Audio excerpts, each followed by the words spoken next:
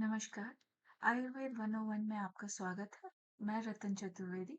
आज हम आयुर्वेदिक प्रकृति पर चर्चा करेंगे। प्रकृति क्या है? प्रकृति व्यक्तिगत शारीरिक दोष, वात, पित्त, कफ और मानसिक गुण सत्व, रजस, तमस पर आधारित संरचना है। इसे आयुर्वेदिक शरीर प्रकार, दोषा प्रकार भी कहा जाता है। यह गर्भधारण के समय निर्धारित होती है और माता-पिता के जीन्स, गर्भधारण के समय माता-पिता के दोषों की प्रबलता, उनके मानसिक स्वास्थ्य आदि से प्रभावित होती है। किसी की प्रकृति को जानने से क्या मदद मिलती है? क्योंकि प्रकृति शारीरिक रूप, शारीरिक क्रिया, भावनात्मक और व्यवहारिक प्रवृत्तियों को निर्धारित करती है। प्रकृति जानने से हम खुद को और अपने आसपास के लोगों को बेहतर ढंग से समझ सकते हैं और इसे जानने से हम बेहतर आहार और जीवन शैली की चॉइसेस कर सकते हैं। चिकित्सक इस ज्ञान का उपयोग उपचार के लिए करते हैं। आयुर्वेद में 7 प्रकार की प्रकृति बताई गई है। त्रिदोषिक में सभी 3 दोष होते हैं। एक दोष प्रधान जैसे वात प्रमुख प्रकृति, पित्त प्रमुख प्रकृति या काफा प्रमुख प्रकृति।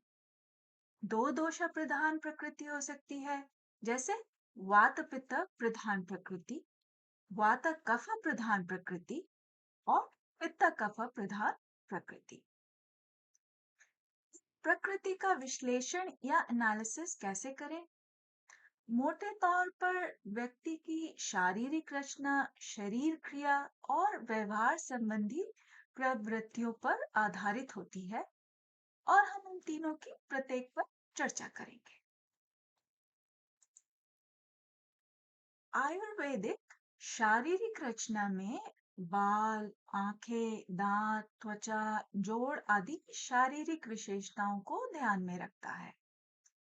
वात प्रकृति के लोगों के बाल हल्के रूखे हो सकते हैं, आंखें छोटी गहरी, दांत छोटे अनियमित या मैली रंगत के हो सकते हैं, त्वचा शुष्क हो सकती है।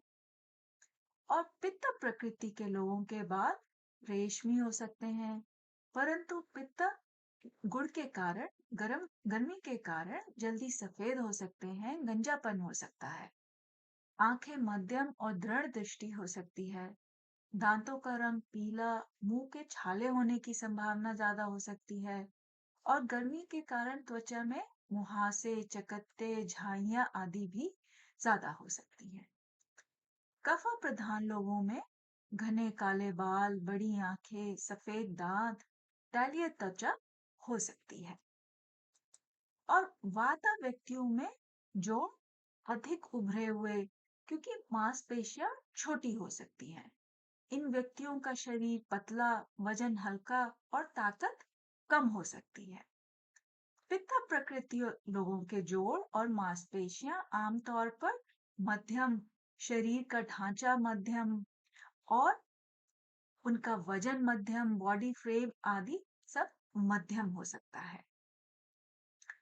काफा लोगों के जोड़ वसा से या फैट से ढके हो सकते हैं, उनकी मांसपेशियां बड़ी हो सकती हैं, शरीर का वजन अधिक अधिक और बॉडी फ्रेम बड़ा और ताकत भी अधिक हो सकती है।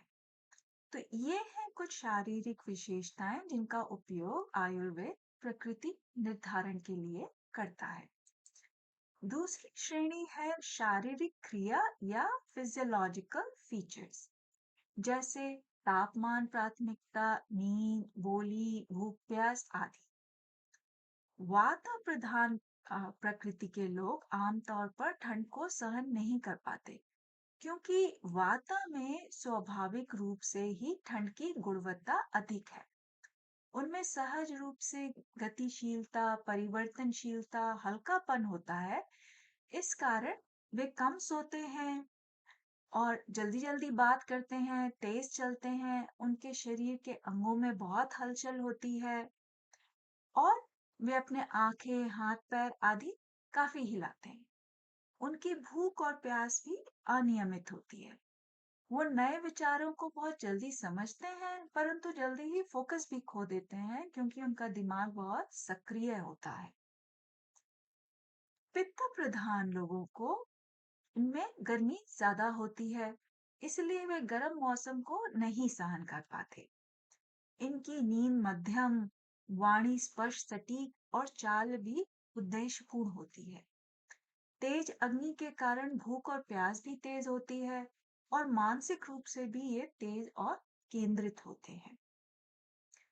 कफ प्रकृति के लोग अधिकांश तापमान को सहन कर लेते हैं। उनके भारी स्थिर गुण के कारण काफा लोगों को सोना, दिन में सोना, लंबे समय तक सोना बहुत अच्छा लगता है। काफा लोगों की वाणी नरम और मृदु और मंद अग्नि के कारण भूख और प्यास कम और चाल भी उनकी धीमी आरामदायक हो सकती है।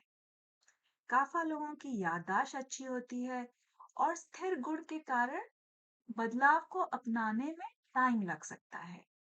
तो ये हैं कुछ कार्यात्मक विशेषताएं जिनका उपयोग आयुर्वेद प्रकृति एनालिसिस के लिए करता है। आयुर्वेद प्रकृति का आकलन के लिए व्यवहार संबंधी विशेषताओं का भी उपयोग करता है और गतिशील चर प्रकृति के वातागुणों के कारण इनके विचार एक विषय से दूसरे विषय पर भागते रहते हैं। वाता प्रधान लोग मिलनसार, रचनात्मक हो सकते हैं, परंतु उनमें बेचैनी और चिंता भी हो सकती है। पित्त प्रकृति के लोग गर्म, तीक्ष्ण गुणों के कारण काफी फोकस्ड होते हैं। उनमें संगठन, नेतृत्व शक्ति भी ज्यादा होती है, परंतु इन्हीं गुणों की वजह से वे चिड़चिड़े, क्रोधी, तीखा बोलने वाले भी हो सकते हैं। काफा लोग अपने सौम्य स्थिर गुणों के कारण सभी से मिलकर काम करते हैं, परंतु इन्हीं गुणों, स्थिर गुणों के कारण वजह से वे ढीले ढाले, कम काम करने वाले भी हो सकते हैं। तो शारीरिक रचना, शारीरिक क्रिया और व्यवहार संबंधी विशेषताओं का संयोजन यह बता सकता है कि कौन सा दोष अधिक प्रभावी है और इस प्रकार प्रकृति का आकलन किया जा सकता है। संतुलित वात प्रकृति वाले लोग रचनात्मक, मल्टीटास्कर, उत्साही होते हैं। ये लोग कलात्मक होते हैं, लीक से हटकर सोचते हैं। और संतुलित पित्त प्रकृति वाले लोग आत्मविश्वासी, तर्क करने वाले, सटीक, परफेक्शनिस्ट होते हैं। वो बड़ी बड़ी मात्रा में काम करते हैं, बहुत सारे लोगों को संभाल सकते हैं, स्वाभाविक रूप से नेता आयोजक होते हैं। और संतुलित काफा प्रकृति वाले लोग शांत, सुखद, पोषण करने वाले, वफादार होते हैं। वो टीम प्लेयर और अच्छी शारीरिक क्षमता वाले लोग हो सकते हैं। तो अपने दोष अनुरूप आहार, जीवन शैली चुनने से दोष संतुलित होते हैं और स्वास्थ्य अच्छा होता है। इसके विपरीत दोष असंतुलित होने से शारीरिक और मानसिक बीमारियां पैदा हो सकती हैं। इसीलिए अपनी प्रकृति को, अपने नेचर को जानना सहायक है। तो ये था आज का विषय प्रकृति। सुनने के लिए धन्यवाद।